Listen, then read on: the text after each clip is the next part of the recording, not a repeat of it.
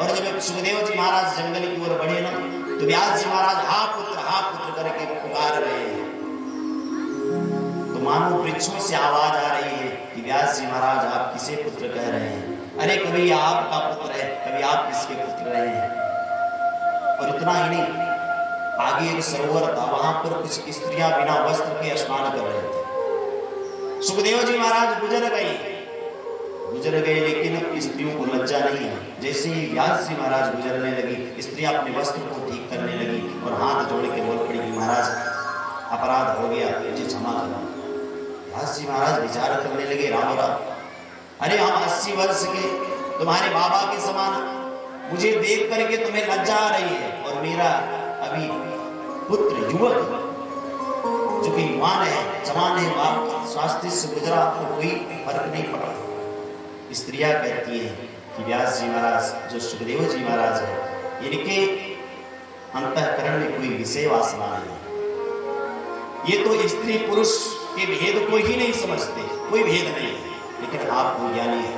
ऐसे सुखदेव जी महाराज चयन करते हैं व्यास जी महाराज, लेकिन पुनः विचार करते हैं कि सुखदेव जी महाराज तो निर्गुण ब्रह्म की सत्ता में बैठे हैं, निर्गुण ब्रह्म की समाधि में बैठे हुए हैं, और वो आए कैसे? तो आज अपने दो छोटे छोटे शिष्यों को 2 श्लोक रटा करके बोले जाओ, जहां पर सुखदेव जी महाराज भगवान के ध्यान में निर्गुण ब्रह्म की समाधि में बैठे हुए हैं, वहां जाकर के इस श्लोक का गान करो। अब छोटे छोटे बालक श्लोक याद करके पहुंच गए। अब सुखदेव जी महाराज बैठे हैं, बालक वहां पहुंच करके शिष्य बोलने लगे कि वरहापीडम नटवरे बतु कर्णयो कर्णिकार विभदिवास कनक कपिसं वैजयन्तीं च माला ब्रह्मणवीरो हृदय सुधया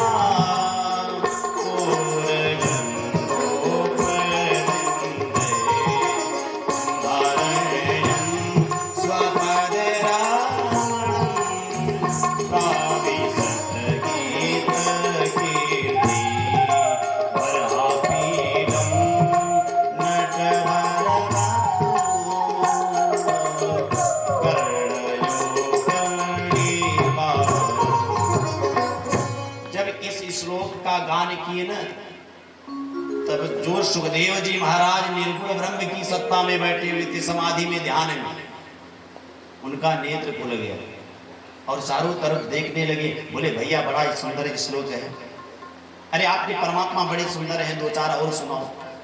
इस श्लोक में भगवान की सौंदर्यता का वर्णन है, भगवान कितने सुंदर है, उनका कितना सुंदर स्वरूप है।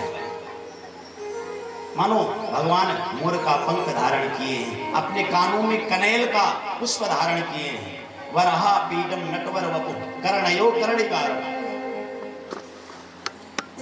इसमें भगवान की सुंदरता का वर्णन है। अब शिष्य बोल पड़े कि देखो महाराज, यदि आपको और सुनना है तो चलिए हमारे गुरु जी के पास। सुखदेव जी विचार करने लगे कि जरूरी नहीं है कि जिसका स्वरूप सुंदर है, जरूरी नहीं कि जो देखने में सुंदर है, जिसका स्वरूप सुंदर है, उसका अंतःकरण भी सुंदर हो, उसका स्वभाव भी सुंदर हो। क्योंकि कभी कभी देखिए लोग देखने में तो बड़े सुंदर होते हैं, लेकिन अंदर उनके विष भरा रहता है। जरूरी नहीं जो व्यक्ति देखने में सुंदर है, उसका स्वभाव भी सुंदर है, जिसका स्वरूप सुंदर है। तो सुखदेव जी विचार करने लगे, होंगे सुंदर अपने लिए, हमारे तो बस। पुनः बैठ गए। अब जो दूसरा शिष्य था, दूसरे श्लोक का गान प्रारंभ कर दिया कि अहोवकीयं स्तनिकालकूटं अहोवकीयं स्तनिकालकूटं अहोवकीयं स्तनिकालकूटं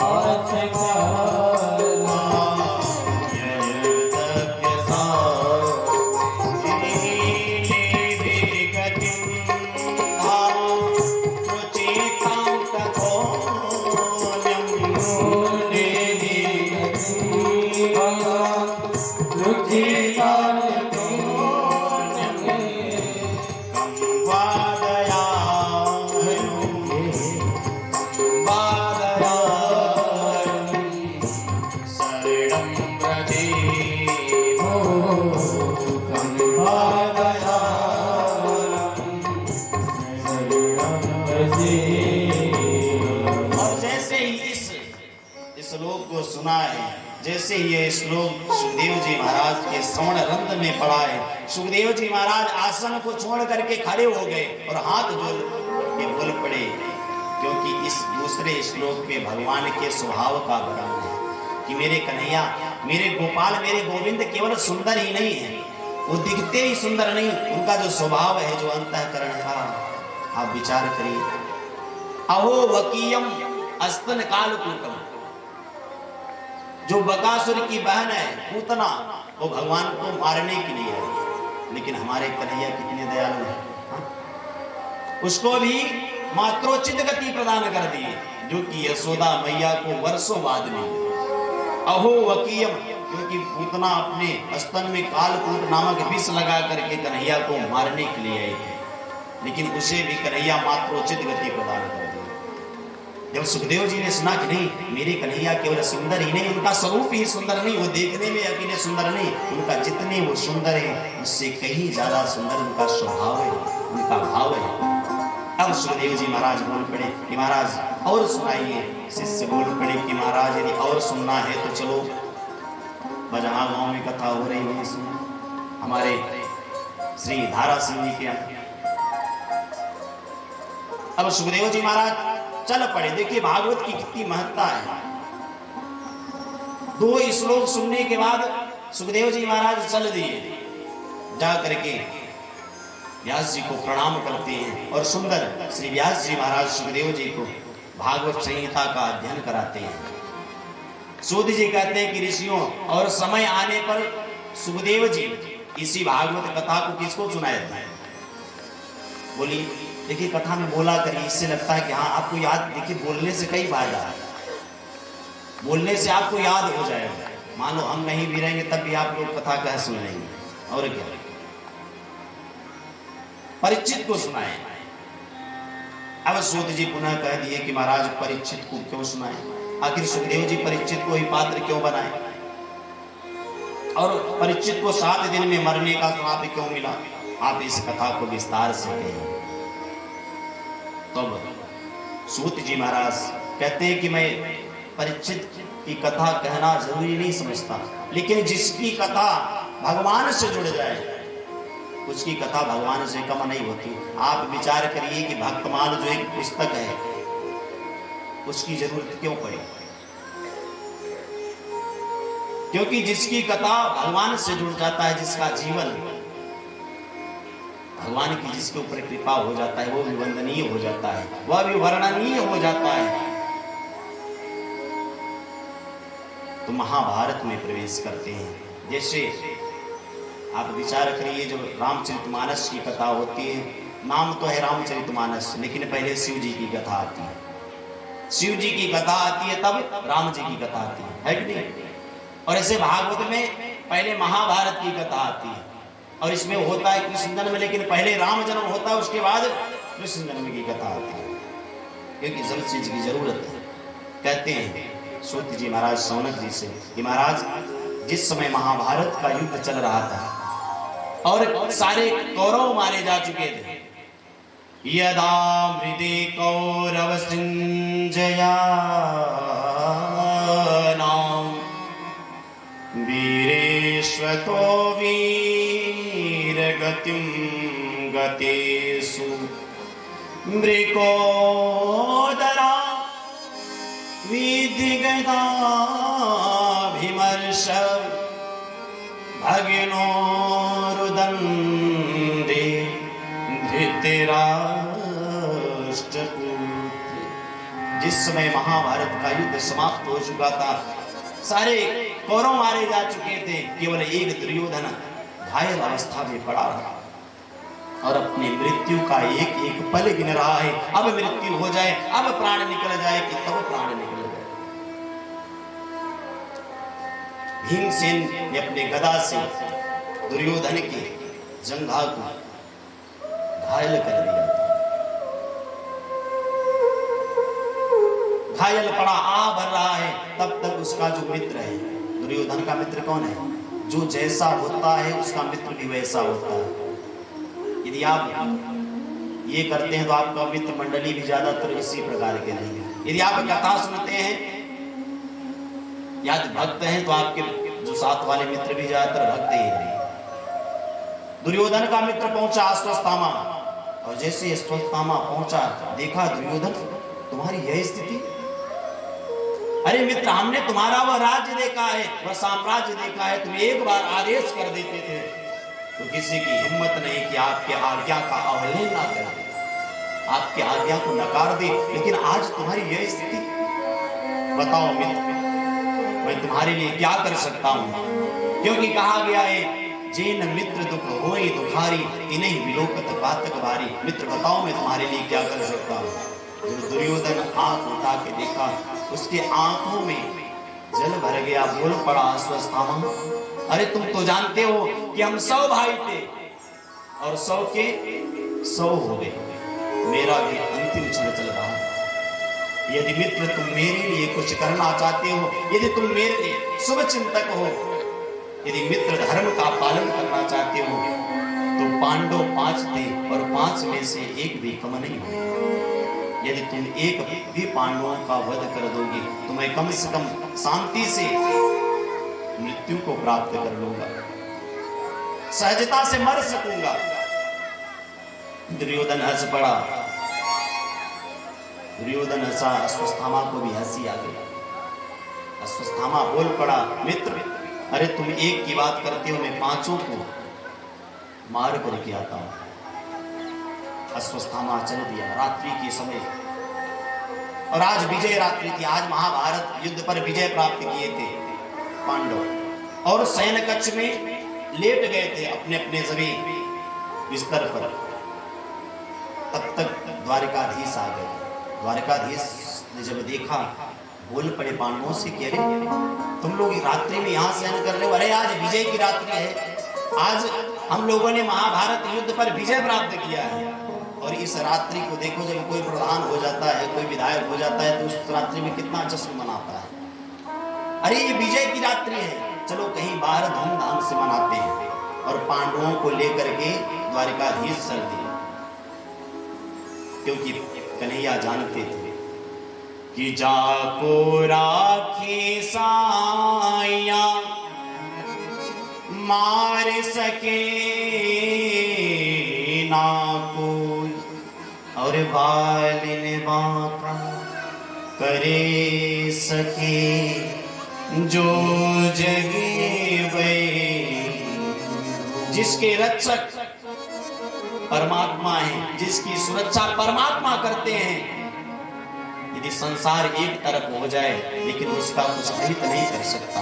जाको राखे साइया मार सके ना कोई, बालिन बांका कर सके जो जग बैरी हो। सारा संसार आपका दुश्मन बन जाए, केवल वो परमात्मा आपके ऊपर अपना वरद हस्त रख दे तो आपका बाल बांका नहीं हो सकता। पांडवों को लेकर के चल दिए, लेकिन दया योग से जहां पर पांडव विश्राम करते थे वहां पांडवों के 5 पुत्र छोटे छोटे बालक आकर के लेट गए। रात्रि के समय अश्वत्थामा आया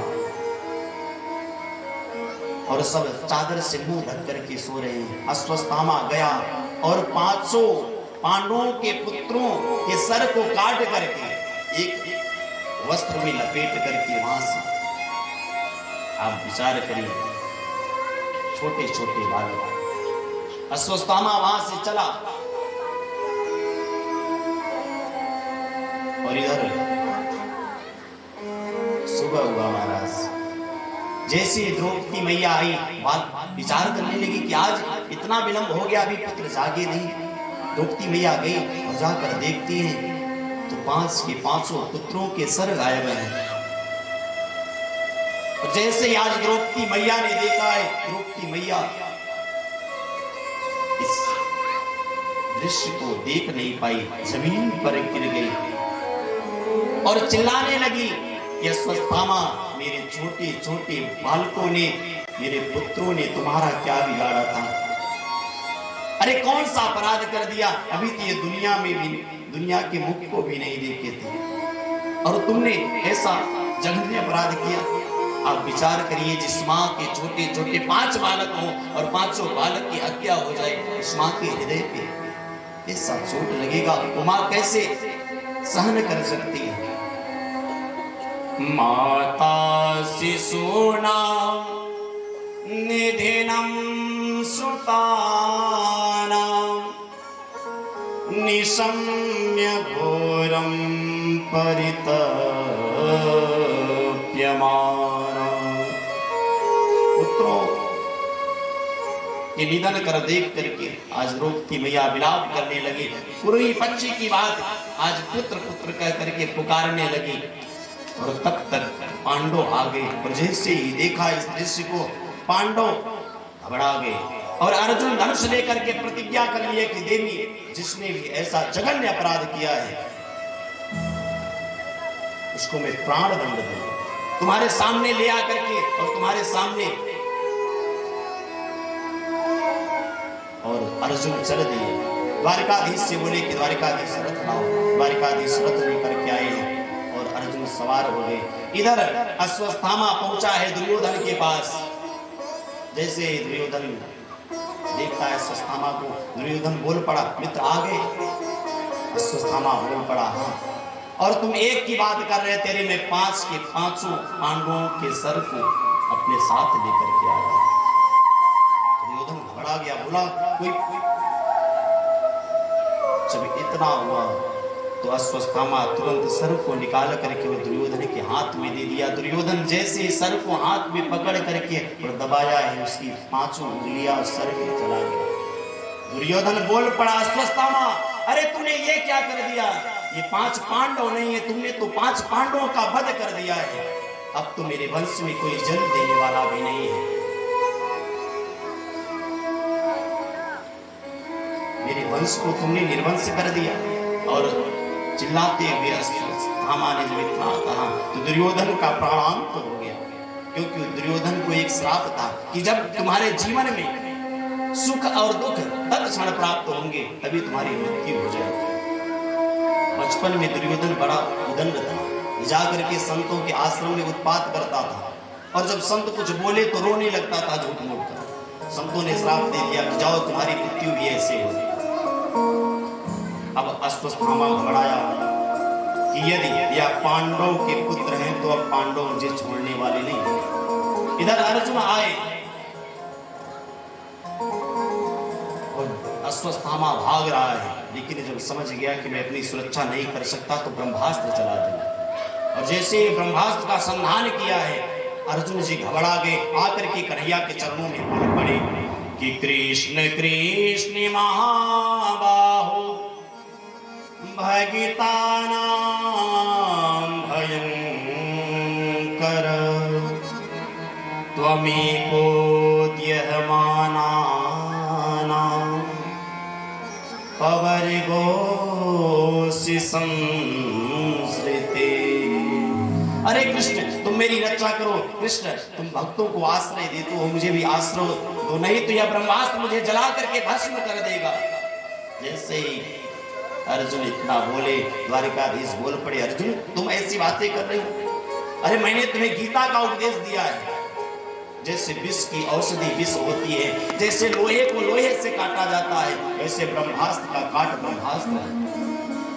अर्जुन जी समझ गए और दूसरा ब्रह्मास्त्र चला दिए और दोनों ब्रह्मास्त्र को शांत करके और दौड़ के गए अश्वत्थामा के केस को पकड़ करके रथ में डाल दिया, ले आकर के द्रौपदी मैया के सामने पटक दिया। और अर्जुन बोल पड़े, देवी बताओ इसे मैं कैसे मारूं? कहो तो इसे जमीन में गाड़ कर मारूं, कहो तो इसे अग्नि में जला दूं। क्योंकि वैसे तो यह अपराध किया है, 5 बालकों का वध किया है, इसे तो 5 बार मरना चाहिए, लेकिन एक ही व्यक्ति को 5 बार मारा जाए यह संभव नहीं है। देवी तुम जैसा कहोगी मैं उसी प्रकार से इसे मृत्यु दंड दूंगा। और जैसे देखिए माताओं को क्यों वात्सल्य की मूर्ति कहा जाता है, जैसे ही द्रौपदी देखती है, अरे अर्जुन ये तो गुरु पुत्र हैं, अरे ये तो अश्वत्थामा है, अरे इन्हें छोड़ दो। अर्जुन बोल पड़े, देवी भीमसेन बोल पड़े कि देखो यदि अर्जुन भैया छोड़ देंगे तो मैं छोड़ने वाला नहीं, इसको तो मरना ही पड़ेगा। द्रौपदी मैया हाथ जोड़कर बोल पड़ी कि मुचता मुचता में ब्राह्मणो नितेरा गुरु। अरे इसे छोड़ दो, यह ब्राह्मण है, और केवल ब्राह्मण ही नहीं, यह गुरु पुत्र है। क्योंकि जो अश्वत्थामा के पिता हैं, जो द्रोणाचार्य हैं, ये युद्ध में मारे जा चुके हैं। और जो इसकी माँ है, जो गुरु माता है, ये अश्वत्थामा के सहारे ही जीवन व्यतीत करेगी। यदि तुम इसको भी समाप्त कर दोगी तो फिर गुरु माता को कितना कष्ट होगा, कितनी पीड़ा होगी। क्योंकि मुझे पता है पुत्र का शोक क्या होता है, पुत्र के मृत्यु के बाद स्थिति क्या होती है उस माँ की। और मैं नहीं चाहती कि जो कष्ट मेरे जीवन में है यह गुरु माता के जीवन में आए। और अर्जुन, मुझे तो 5-5 पतियों का अवलंब प्राप्त है, 5-5 पतियों का सहारा प्राप्त है, लेकिन गुरु माता को इस अश्वत्थामा के अलावा कोई नहीं है, तुम इसे छोड़ दो। जब इतना बोले तो भीमसेन जी गदा उठा लिए, बोले देवी मैं छोड़ने वाला नहीं। अर्जुन द्वारा जय श्री